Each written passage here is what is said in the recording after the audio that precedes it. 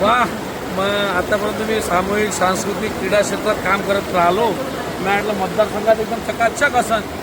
आता पाहून राहिलो पहिली मॅच 15, 25, 40, 45 वर्ष त्याचे इथं बाबाजी पोरग हा सब हे जो ना 10-12% आणून घरपोच आणतो. हे कोणा जनता एसटी पण थांबली, लोक थांबले काय आता पाऊसही नाही आला जास्त. म्हणजे हे कोण खरं जबाबदार आहे? त्याला शासन जबाबदार आहे, प्रशासन जबाबदार आहे आणि नेते जबाबदार आहे. नेते सर्व अमरावतीत झोपून राहिले, कार्यकर्ते घेऊन असतात फिरून राहिले.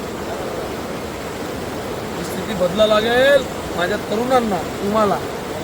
म्हणजे हे बघा, हे वास्तव्य सत्य आहे. आता आम्ही या कवठा आणि याच्या मधात पळसखेडच्या कार्यक्रम करून आला मी तिथून. पण इथं एवढी परिस्थिती बेकार आहे की गावचे लोक सांगतील काय स्थिती आहे.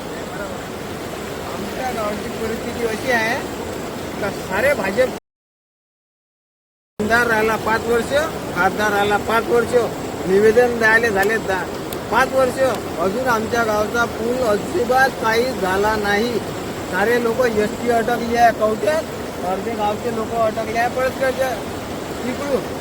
असं आमच्या गावची कथा आहे सध्याच्या कंडिशनमध्ये. ही सर्वांची व्यथा आहे. ही सर्वांची व्यथा आहे. तुम्हाला सर्व बाबा आमच्या गावचे माझे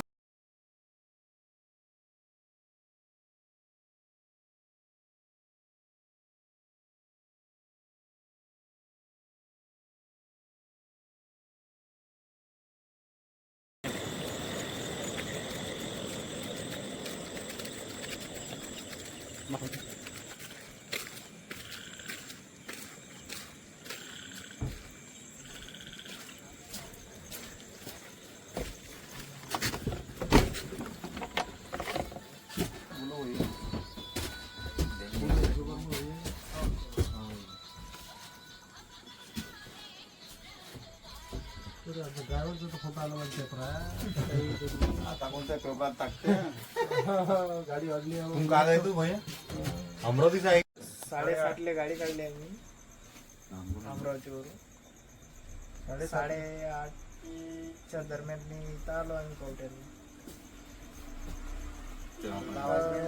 10, 10:30, 11 वाजू राहिले पण गाडी नाही निघत आहे आमची.